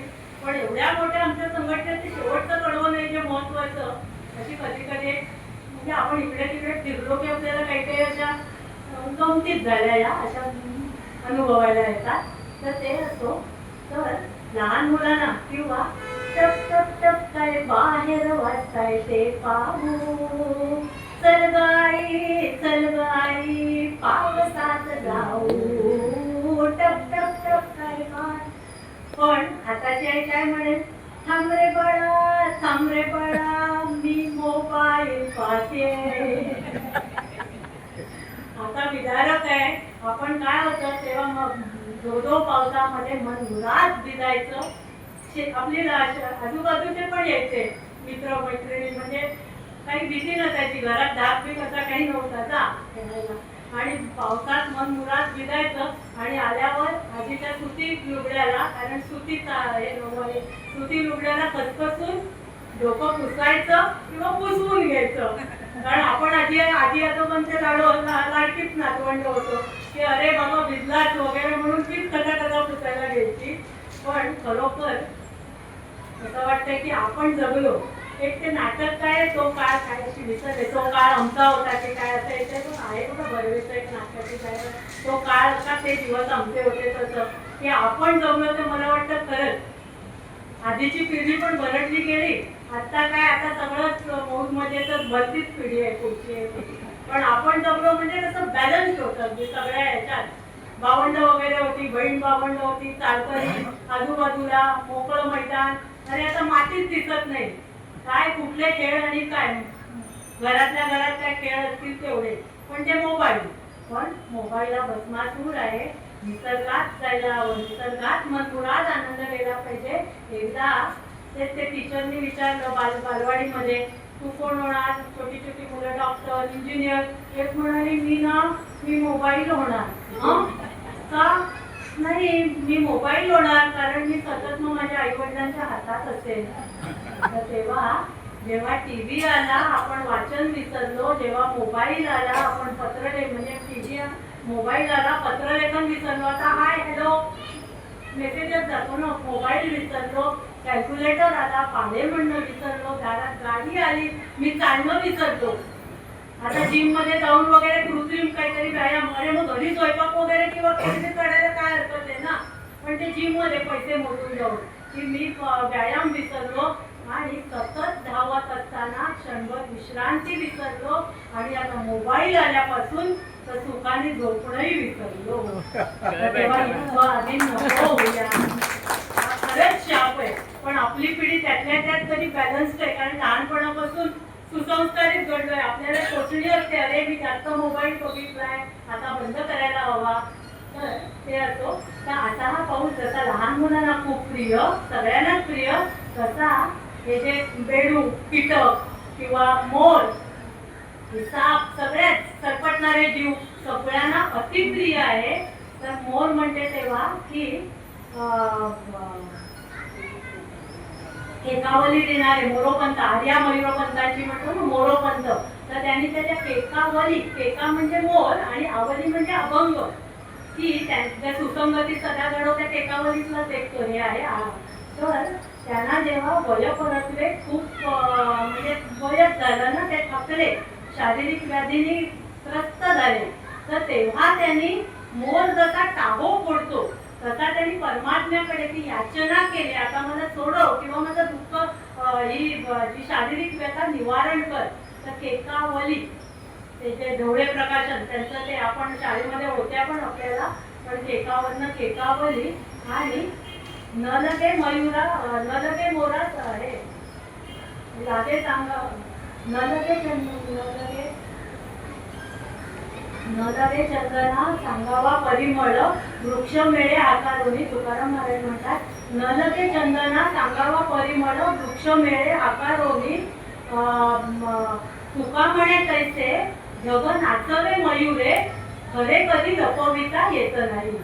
तुका म्हणे तैसा म्हणजे ते स्वाभाविक आहे की मृग नक्षत्र लागलं की जंगलातले मोर आणि त्यात जे मोर लांडोर मिसळतात तो त्यांचा प्रणय काळ म्हणतो. आणि ते छान असं नुसतं जरी कल्पना केली, आता ती जंगल पण गेली, सगळंच गेलं, आपली रसिकता गेली, कल्पना शक्ती पण विलयाला गेली. पण जंगलातले मोर एकत्र जमले आणि सहस्र डोळ्यांचा सप्तरंगी पिसारा फुलवून ते बेभान होऊन नर्तन करतायत काळ्या मेघाकडे बघून. असं चित्र जरी आपल्या मनोपटलावर आपण कल्पनेने साकारलं, किती आनंद देणारे दृश्य आहे. पण हेच आहे की ह्या सगळ्या अशा काहीतरी बातम्या असतात ना, कधी कधी या पुरवणीत असतात, पेपरातल्या पुरवणीत असतात. पण आपण मेन पेजच वाचत असतो की त्या हुरमुस गाडीचं काय झालं, इकडे काय झालं, अरे त्या विरारला जाणाऱ्या रात्री 10 वाजता तो मुलगा म्हटलं लाग, तर यांनी बॅग उघडून चाकूच काढला. आणि काय हे भयानक सगळे प्रकार आहेत. म्हणजे सुन्न होण्यासारखी परिस्थिती आहे. पण पुरवणीमध्ये कधी कधी अशी छान छान चित्र आलेली असतात की जी मनाला आनंद देणारी असतात. तर पण आता मृग नक्षत्र आणि मोर किंवा काळा मेघ, तर त्याच्यावरनं की आता काळ्या ढगाला न बघताच, म्हणजे ढग जरी नाही आले तरी नाचतात मोर, की काळ्या ढगांसाठी थांबण्याचा, म्हणजे ते आता ते त्यांनी असं जुळवून केलंय की ते काही आता म्हणजे अशी जीवाला लावून नाही घेत गोड, काळे ढग नाही जमले तरी ते नाचतात वगैरे. पण निसर्ग बदलणार नाही, तुम्ही कावळे वाटेल ते करा, तो काळ्या ढगाला बघूनच नर्तन करणार. पण आणि बेडूक डराव काय राव एकमेकांशी, कोणी जर गावचं समृद्ध जीवन जगले असतील आणि मालवण्याच्या मेल्या पावसा तुका झाल्याचा तरी काय वगैरे, पण पावसाला किती शिव्या दिल्या किंवा आधीच पाऊस, म्हणजे आधीच मोठी हौस, त्यात पडला पाऊस, माझ्या आनंदावर विरजण पडलं पावसाने वगैरे काही जरी म्हटलं तरी जरा जरी तो लांबला डोळ्यातनं पाणी काढतो की कधी रे येशील तू, त्याची उत्कंठेने वाट बघायला लागतो आपण. म्हणजे डराव. तर त्यावरनं नातवाला अशीच गंमत सांगत होते की एकमेकांची गप्पा मारतात आणि वसंत ऋतूत कोकिळ गात असते गोड आवाजात, कोकिळ कू कू बोले. हे डराव तिला कुठलं खपताय, त्यामुळे ती सरळ कानावर हात ठेवते आणि जंगलात पळून जाते. पण नातू म्हणजे काय आत्ताच्याच पिढीतला, तो म्हटलं आधी तिला हात कुठे असतात, कानावर दाबून ठेवून उडून जायला. पण आता मात्र कोकिळ पूजन थांबतं आणि डराव काय राव गमती त्यांच्या चालू होतात. आणि काजवे म्हणजे पावसाची चाहूल, आणि एकदा धोधो पाऊस पडला, आपण काय काजवा महोत्सव किंवा कासव महोत्सव मार्च मध्ये करतात. सगळी पर्यावरणाची जास्तीत जास्त वाट कशी लावावी हे शिकावं तर माणसाकडनं. म्हणजे खरंच एका विनोदाने एक तो घेतला होता ते व्यंगचित्र. पण खऱ्या सर्वात झाली की पूर्वी आपली पृथ्वी हिरवी दिसत होती कधी काळी, आज ती बऱ्यापैकी लाल झाली. म्हणजे हे मन आपलं हे झालेलं आहे आणि दिवसाचार वाढलेले आहेत, तेव्हा हा हिरवेपणा कमी होत चाललेला आहे. तर आता पुढे येऊ की ज्येष्ठा काजवे आणि खरा एक असा पक्षी आहे चकोर जो आहे ना, आला आषाढ श्रावण आल्या पावसाच्या तरी, किती चातक चोचीनी त्यावा वर्षा ऋतू तरी, बाबा बोलतोय, गोव्याचे कवी म्हणतात ते. पण चातक चकोर या सगळ्या कविकल्पना झाल्या, पण वास्तविक तर कसा पक्षी आहे जे कोणी कोकणातले किंवा जिथे शेती होते की पावसाची वर्दी घेऊन येणारा पावसा. कवी अनिल यांची अजरामर कविता आहे की पावसाचं ओरडणं कानी आलं, तो गोड ओरडतोय की त्याच्याशी शेतकऱ्याला देणं नाही. पावसा आला म्हणजे तो पाऊस घेऊन येणारा पक्षी आहे की पावसा आला की त्याच्या भरोशावर शेतकरी खुशाल पेरणी लावणी त्यांची चालू करतात. तेव्हा पाऊस घेणारा की त्याच्या ओरडण्यामध्ये कवीला आशेचा नंदादीप ठेवताना दिसतोय. तसा प्रत्यक्षात तो पक्षी आहे. बाकी चकोर वगैरे हे काल्पनिक आहे, पण हा प्रत्यक्षातला पावसा आहे. तर अशा प्रकारे सगळ्या निसर्गाला, वृक्ष वनराई सगळ्यांना पुलकित करणारा असा वर्षा ऋतू ज्येष्ठातला पाऊस कसा असतो. 10 मिनिटं झाले ना, 7ला थांबवतो, 7 पर्यंत तर ज्येष्ठातला पाऊस कसा असतो, अगदीच गुळमुळी. आला पाऊस मातीच्या वासात ग, मोठी गुंफी तो मोकळ्या टेचात ग. किंवा आता तो व्हॉट्सअपवरती खूप फिरतोय ना, भाव अत्तराचे आज पार कोसळले, पहिल्या पावसाचे थेंब जेव्हा मातीवर पडले. मृदगंध आल्हाद देणारा जो हे आहे ना, म्हणजे त्याला आपण उपमाच देऊ शकत नाही मृदगंधाला जी आहे ती. तर किंवा हे अवचित परिमळू जी ज्ञानेश्वरांची आहे ते अवचित परिमळू काय उमलली काय म्हणजे परिमळू, म्हणजे त्याच्यामध्ये यांना वाटतंय, मला वाटतं ते गोविंद आलागे मारे की तो जो गंध येतो तर माऊलींना वाटतंय की परमात्माच तिथे अवतीर्ण झालाय अशा अर्थाने. किंवा बहिणाबाई पण म्हणतात बघा, वाऱ्या तुझं येणं जाणं वारा सांगी कानामध्ये, की ह्याच्यामध्ये त्यांना परमात्म्याचाच भास होतोय ज्ञानेश्वर माऊलीने. पण सांगण्याचं तात्पर्य ज्येष्ठातला पाऊस हा अगदीच थोडा थोडासा असा आपला पाजळणारा, जमीन हिरवीगार करणारा थोडा, पण खरा जो पाऊस आहे भयचकित करणारा, म्हणजे निसर्गाचं सौंदर्य आणि सामर्थ्य या दोन्हीची प्रचिती, हा खरा आषाढातला पाऊस. म्हणजे कसा कसा हा नकळे कोठून येतो अद्भुत वारा, उघडीत दारे खिडक्या आणि ओटीतच वर्णित अमृतधारा. पण याच्यामध्ये कसा कसा हा नकळे कोठून येतो अद्भुत वारा हे वर्णन श्रावण किंवा ज्येष्ठाला चालेल. आषाढातला पाऊस आहे तो मात्र कसा कसा हा नकळे कोठून येतो अद्भुत, मधला भूतच शब्द ठेवायला पाहिजे. कारण एवढा भयानक पाऊस असतो, म्हणजे आपलं सगळं बंद असतं ना, काचा वगैरे सुद्धा अशा गजगजतात एकदम आणि आता झाडं अशी घुमल्यासारखी फिरायला लागतात आणि भयचकित करणारा पाऊस तो आषाढातला पाऊस. आणि खरं तर तो दुःखी कष्टी करणारा पाऊस. पाऊस कोसळे हा अंधारले दिसे, डोळे भरून आले माझे असे कसे. पाऊस कधीचा पडतो झाडाची हलकी पाने, हलकेच जागम येई दुःखाच्या मंद स्वराने. ती गेली तेव्हा रिमझिम पाऊस निनादत होता, मेघात अडकली किरणे तो सूर्य सोडवित होता. आता मला शोभाताई सांगा, ही कवी ग्रेस यांची कविता आहे आणि ती त्यांनी आईला उद्देशून हे केली आहे ना. म्हणजे हे बघा, मी म्हणजे तुम्ही माझेच आहात, तर त्यामुळे ही एकदा आम्ही पूर्वी कधीतरी सरळ ठोकून दिलं होतं. कारण या कवितेवरनं कसं वाटतं, पाऊस कोसळ्या अंधारले दिसे, म्हणजे याची बहुतेक आई म्हणजे बायको गेलेली आहे आणि तो दुःखी कष्टी होऊन, तर मी असंच ठोकून दिलं. पण नंतर कोणीतरी म्हणाले नाही नाही, त्यांची आई गेली होती. तर तेव्हा त्या ह्याच्या स्थितीमध्ये, कारण मी पुढे लगेच जी दुसरी कविता घेतली होती नागा देशपांड्यांची, ती पत्नीला उद्देशून होती. तर तेव्हा मी मिसअंडरस्टूड करून आपलं याचं चुकीचंच वाक्य सांगून टाकलं होतं. तर ती नागा देशपांड्यांची आहे ती.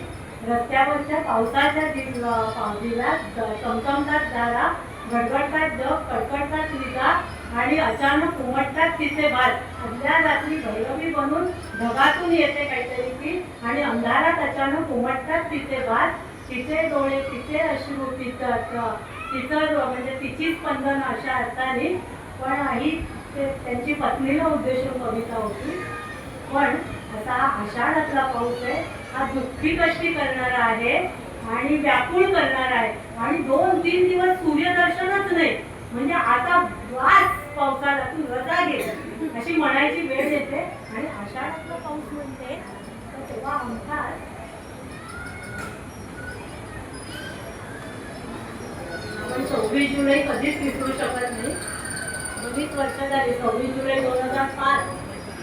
तर तेव्हाचा तो म्हणजे, पण त्या दिवसापासून असं झालं ना, त्याची प्रत्येकाची, जशी कोरोना म्हटलं, कोविड, प्रत्येकाची आपापली गोष्ट आहे. शेजारी पाजारी काय झालं, घरात काय झालं, तसं या 26 जुलै मुंबईकरांसाठी 26 जुलै 2005 काय काय दैना झालेली आहे. पण त्यामुळे मात्र असं झालंय, झगपुटीमुळे झालंय. पण तेव्हापासून जेव्हा जेव्हा असा पाऊस कोसळतो तेव्हा तेव्हा आपण एकदम सावध होतो आणि म्हणतो नको नको, त्या दिवसासारखं परत झालं तर म्हणजे मग पोस्टपोन करतो काही, म्हणजे आवश्यक नसेल तर नाही जात बाहेर. पण तसंच आषाढ अमावस्येला जे पुणेकर असतील किंवा आपल्या पिढीने तो दुःख झेलायला आपली वयस म्हणजे तेव्हा असणार आपण की 1961ला आषाढ अमावस्याच होती, पानशेत फुटलं आणि दुसऱ्या दिवशी खडकवासला फुटेल अशी ती रुमर निघाली. पण त्यांनी ते मातीचं सदोष काम होतं, पण अक्षरशः म्हणजे होत्याचं नव्हतं. आषाढ अमावस्येचाच तो दिवस होता. बरीच वर्ष झाली, पण ती त्या पिढीतली ज्या लोकांनी जे सांगितलं तर ते मात्र करुण आणि एकदम दुर्दैवी वर्णन आहे. पण अशा प्रकारे आषाढातला पाऊस की मधु मंगेशकरी म्हणतात की पावसाची म्हणजे आपली हाक ऐकून जो पाऊस पडायला लागतो आणि सहस्त्रधारांनी की सारी धरती भिजून तृप्त होते आणि सगळीकडे असं मधु मंगेशकरी यांनी ललित हे लिखाण खूप चांगलं केलं आहे.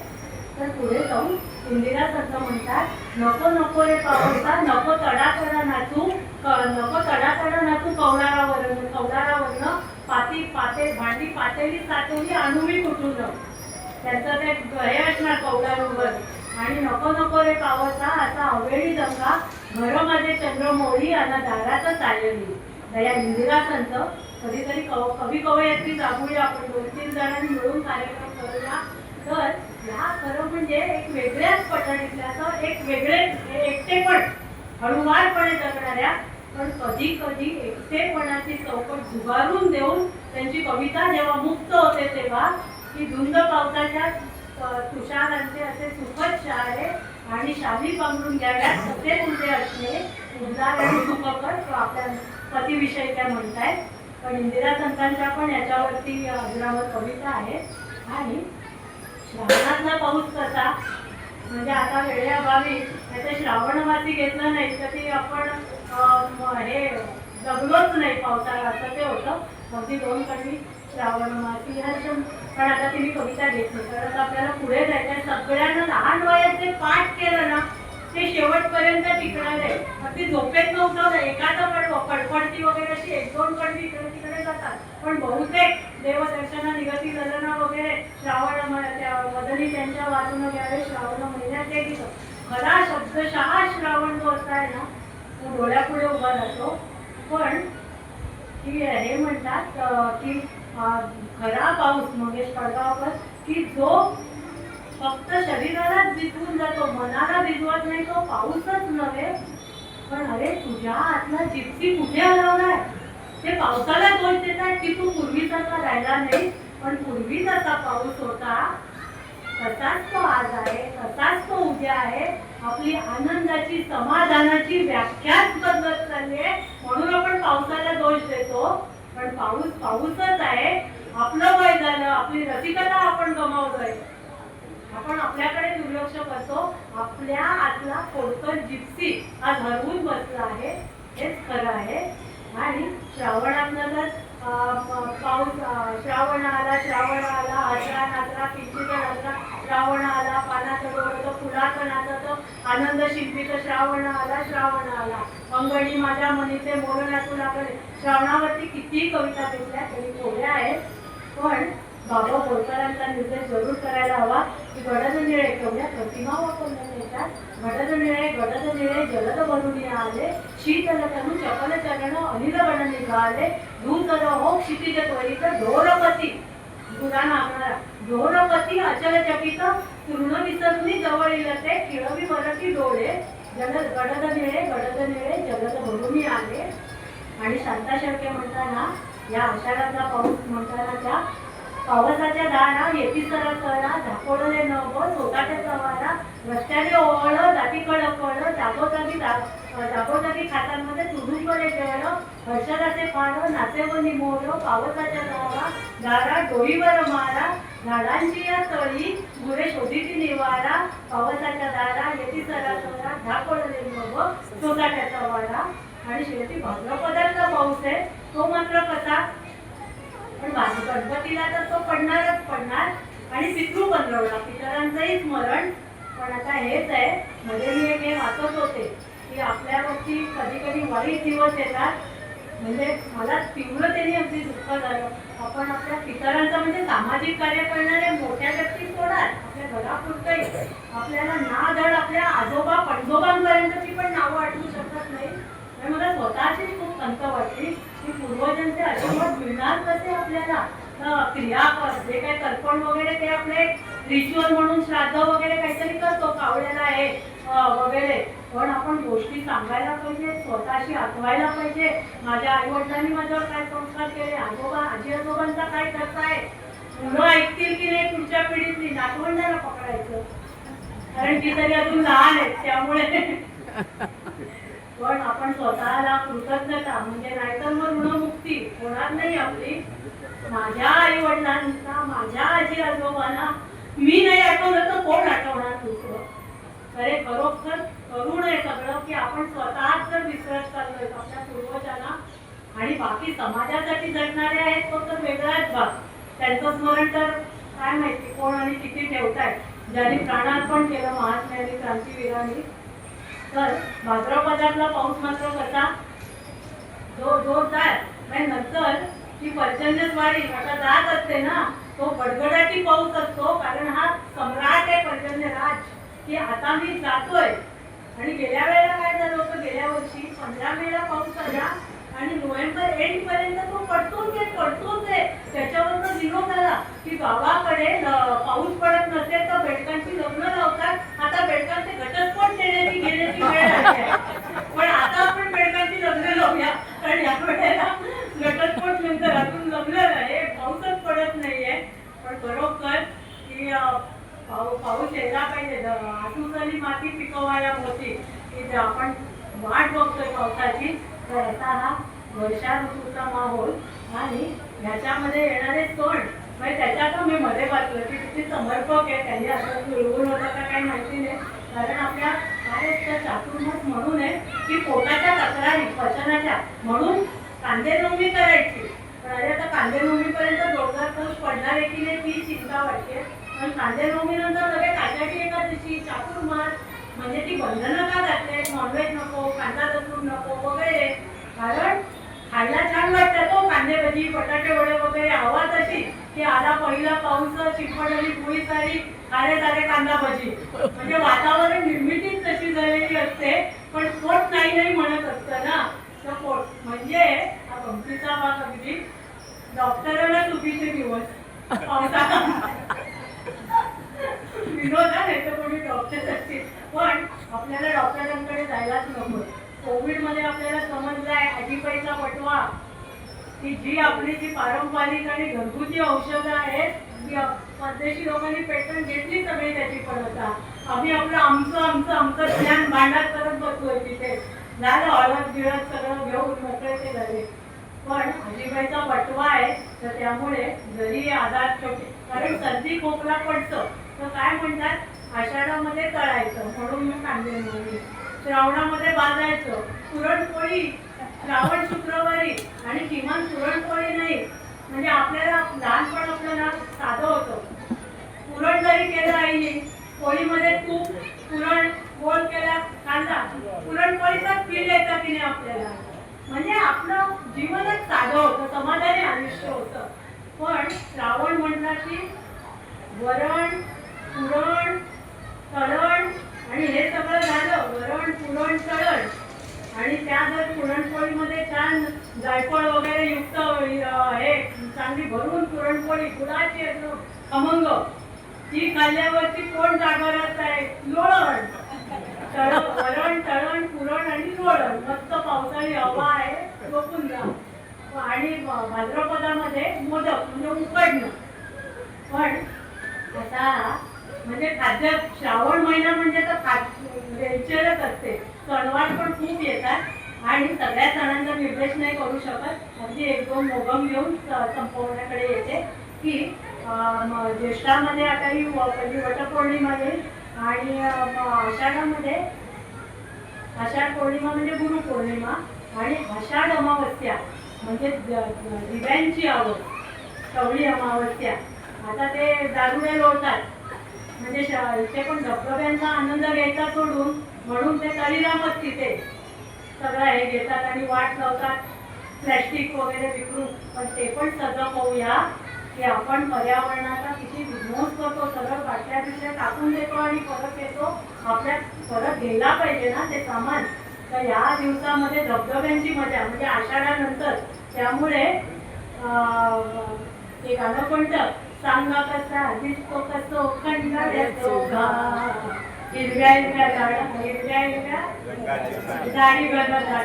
काय अजरामर दाढी आहे ती एक की डोळ्या पुढे गेलो नाही तरी खंडाळा घाट कसा दिसणार. आणि ते धबधबे, ते शुद्धगडीचं अंगास्वामीने जे वर्णन केलंय, गिरीचे मस्तकी गंगा जेथुनी चालली गडे, धबाबा लोटल्या धारा धबाबा तोडे आदळे, गरगतो मेघतो सिंधू ध्वनी कल्लोळ उठला, कड्याची आदळे धारा वाट आवडतो होते, विश्रांती वाटली जात असे शिवतरगड. असं वर्णन देण्यासारखं ही दिव्यांची आवड आहे. आणि आपला सर्वात मोठा सण दिव्या अमावस्येला ते दिव्या अश्विनामध्ये दिव्यांची दीपावली करतो ती. तर चमचे म्हणून पटकनाच्या पुढेच जाते. श्रावणामध्ये पहिली नागपंचमी येते, आणि नागपंचमी हेच आहे की कारण कृष्णाने पण कालियाला ठेचून काढलं, पण त्याला परत जीवदान दिलेलं आहे. आणि आपण शेतकऱ्यांचा मित्र म्हणू, आपली हिंमत आहे कपड, पण आपण शहरी लोक आहेत, खेड्यामध्ये हे त्यांना अंघोळणी पडलेलं असतं, आपलं विश्वच वेगळं आहे सगळं. पण हेच आहे की होता होतो, की मारणाऱ्यापेक्षा वाचवणारा श्रेष्ठ आहे.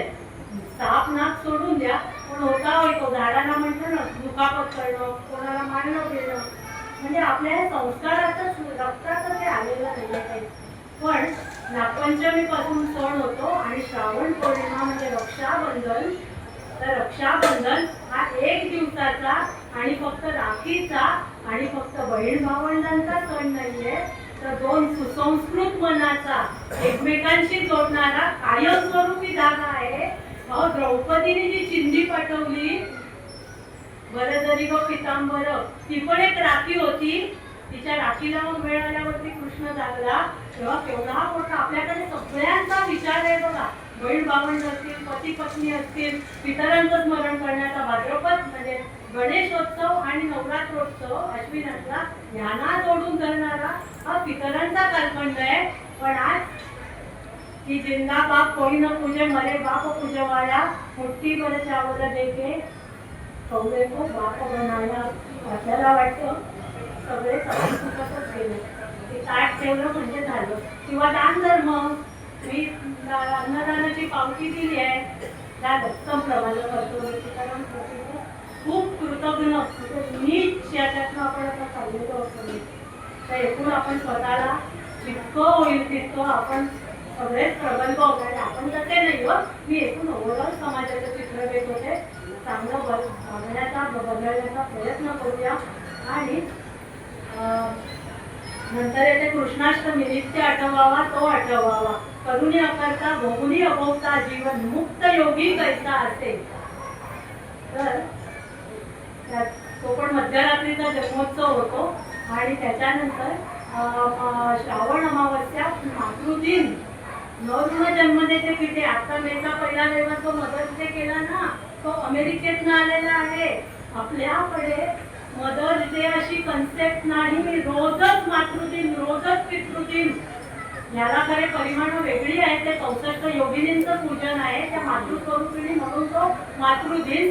आणि मग भाद्रपद आणि हे समारोपाला एकच एक प्रसंग सांगून रजा येते की झालं असं, कर्व्यांचे नातू प्रोफेसर आनंद कर्वे हे एकदा पर्वतनातनं, आता तर या देशांची नावं घ्यायला पण भीती वाटते, आता तर जे काही चाललेलं आहे सगळं, तर ते अर्बस्तानातनं काही भाषणं वगैरे त्यांची देऊन येत होते.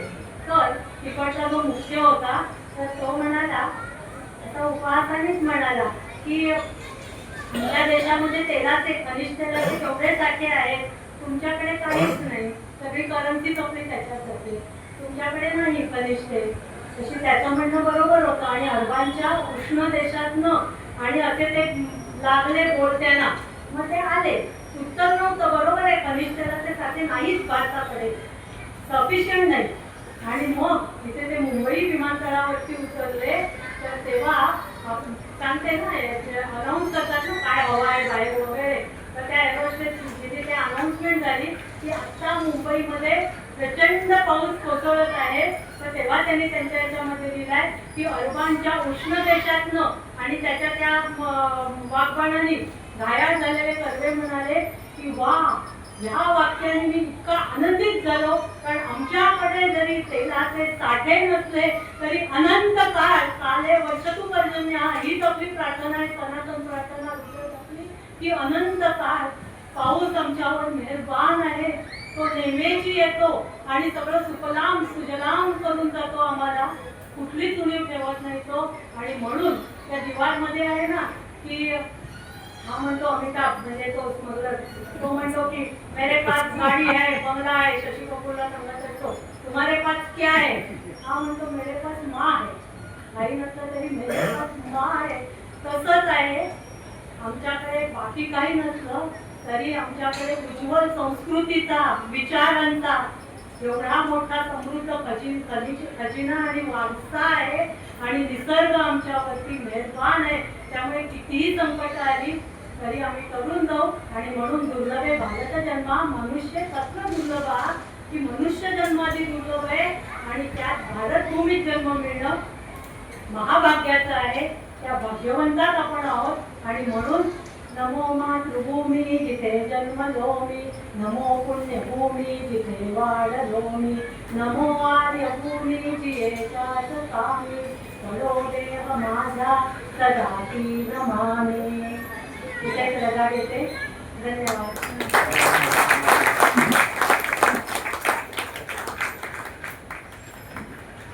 धन्यवाद श्रीपाताई. तुम्ही आज आराधना केलेली आहे. रात्री भरपूर पाऊस पडेल अशी आपण अपेक्षा करूया. आपण कार्यक्रमाचा समारोप करतोय. शोभाताई इथे आहेत. शोभाताई कार्यक्रमाचा समारोप करतील. तत्पूर्वी मी आपल्याकडनं छोटीशी भेट त्यांना देऊ इच्छितोय. मी लालबुद्रेंना बोलवतो. लालबुद्रे इकडे या. आणि लालबुद्रेंचा आज वाढदिवस आहे. त्यांच्याकरता पण आपण एकदा टाळ्या वाजवूया.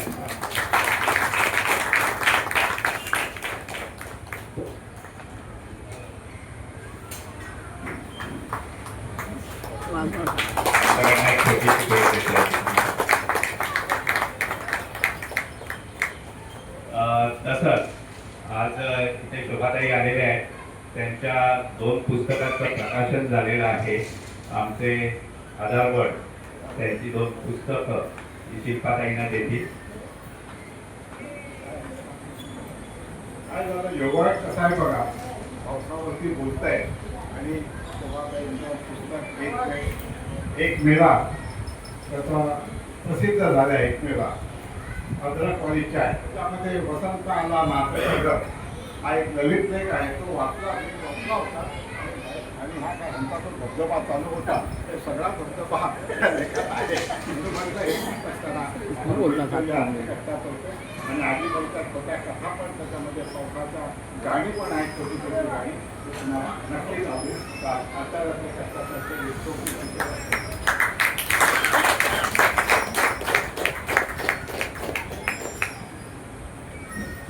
मी शोभाताईंना विनंती करतो की त्यांनी मंचावर येऊन आपलं मनोगत व्यक्त करावं. आणि मुख्य म्हणजे हे पुस्तक आपल्याकडे अवेलेबल आहे. ज्यांना कोणाला हवं त्यांनी इथे आपली नाव नोंदणी करावी आणि नंतर मग पुस्तक घेऊन जावी. जवळजवळ 35 एक पुस्तकं आपली गेलेली आहे. ते आज सकाळी वितरण झालं त्याचं.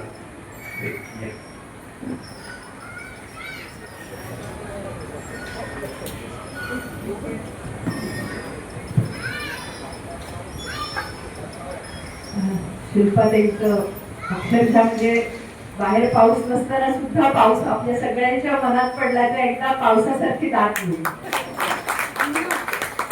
अगदी काय म्हणायचं ते, आषाढस्य प्रथम दिवसे वेगम आश्लिष्ट सांगू वप्रक क्रीडा पर्यंत गजब प्रेक्षणीयम ददर्श यांच्या मोगावर मधिगुणे नाद.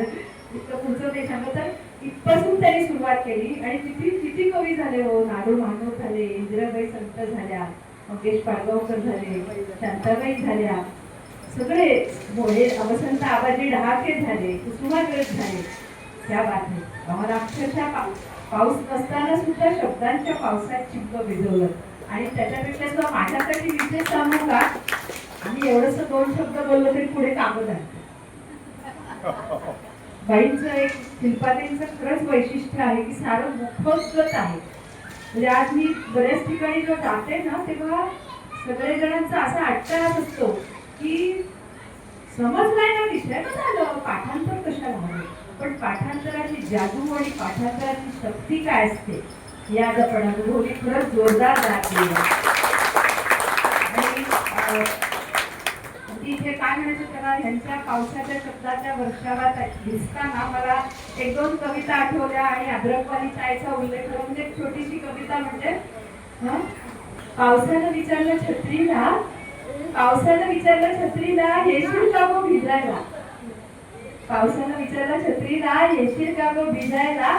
छत्री आली भिजून आणि गेली पावसात पेटून. धावत धावत घरी आली, कुत्र्यात जाऊन रडत बसली. अहो रेनकोटाने दिला गरम चहा. आता कशी हसते, बघतच राहा बघतच राहा. आणि मगाचपासून त्यांचं जे आपलं जे शेवट त्यांनी जो केला की जो आपल्या संस्कृतीशी आपल्या धर्माशी आणि आपल्या आचरणाशी निसर्ग जोडला आणि त्याच्यावरनं मला एक संस्कृत सुभाषित आठवलं, कदाचित आपलंही मुखोद्गत असेल. प्रथम वयसी पीतम तोयम अल्पम स्मरन्तः शिरसिनीत भाराः नारिकेला नराणां ददति जलम अनल्पा स्वादम आजीवितांतम नहि कृतम उपकारं साधो विस्मरन्ति. असा तो मूळ संस्कृत आहे. अर्थ सांगते, लहान वयात प्रथम वयसी पीतम तोयम अल्पम स्मरन्तः, म्हणजे लहान वयात प्यायलेलं थोडंसं पाणी स्मरणारीही नारळाची झाडं. आणि आता मी काय म्हणायचं, थोडे 2 दिवस इथेच वास्तव्य आहे, त्याच्यामुळे अशोकनगर मधलं समृद्ध संपन्न वैभव पाहते की लहान वयात प्यायलेलं थोडंसं पाणी आठवणारी नारळाची झाडं ददती जलम अनल्पा स्वादम आजीवितांतम, आपल्या जीवनाच्या अंतापर्यंत आपल्या सगळ्यांना गोड पाणी देतात. नाही कृतम उपकारम साधो विस्मरन्ति, म्हणजे त्याप्रमाणे साधू जे सज्जन असतात वृत्तीने ते केलेले उपकार कधीही विसरत नाही. मला वाटतं हा एवढा मोठा संदेश त्यांनी आपल्या बोलण्यातला दिलाय. खरंच खूप छान वाटतं. एकदा जोरदार परत दाद देऊया त्यांच्यासाठी.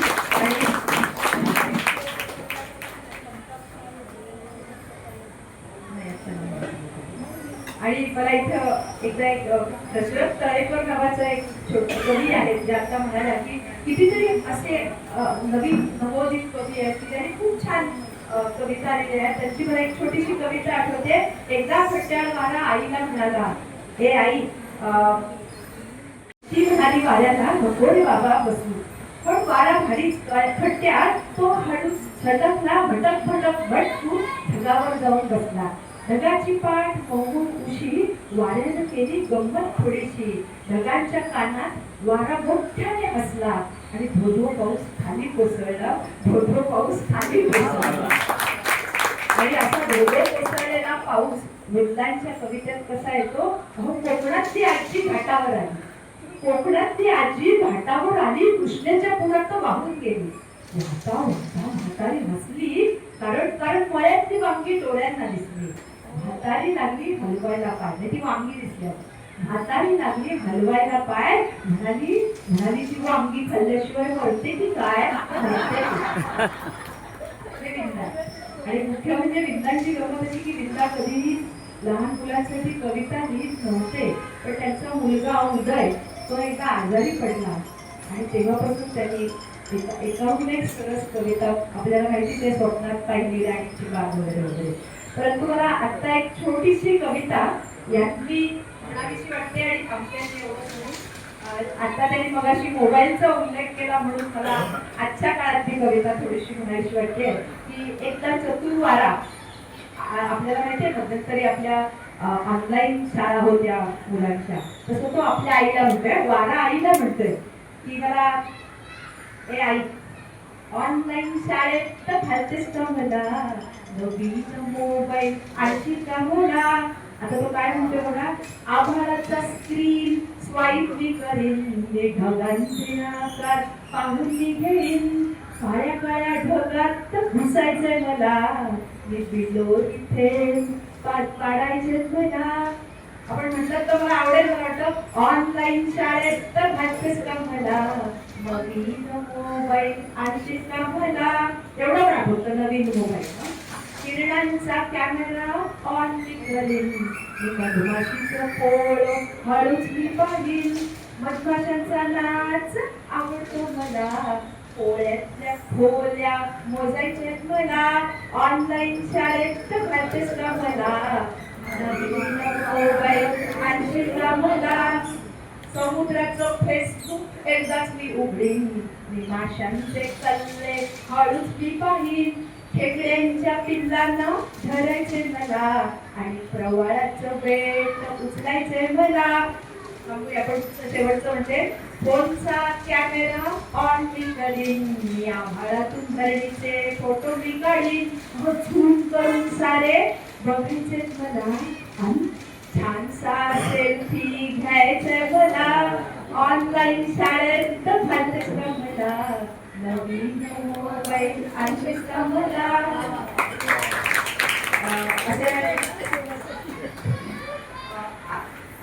म्हणून मी म्हटलं की अशी ही कविता आणि आज मला इथे शिल्पाते मुद्दाम सांगावं वाटतं जसं आपण खरंच दोघी भाग्यवान आहोत की माझी 2-3 पुस्तकं झाली पण त्या पुस्तकांचं भाग्य असं की देवासमोर म्हणून मी त्याचं प्रकाशन केलं देवासमोर. म्हणजे मी अनेक पुस्तक प्रकाशन मला निवेदन केलं पण माझं पुस्तक मात्र देऊ शकतो तसं मी करते. पण हे पुस्तक इतकं भाग्यवान आहे की त्या खूप सदस्यांनी आपलं समजून त्याचं प्रकाशन केलं आणि राणे काका राणे नाही माझ्या घरी राणे काका राणे काकी आणि सगळे नितीन सर आणि सगळी यांची टीम इतकी छान आहे की यांनी आव्हान केल्यानंतर इतके रसिक वाचन या पुस्तकाला मिळाले आणि म्हणून मी खूप भाग्यवान आहे आणि आपण दोघी भाग्यवान आहोत असं मी म्हणते.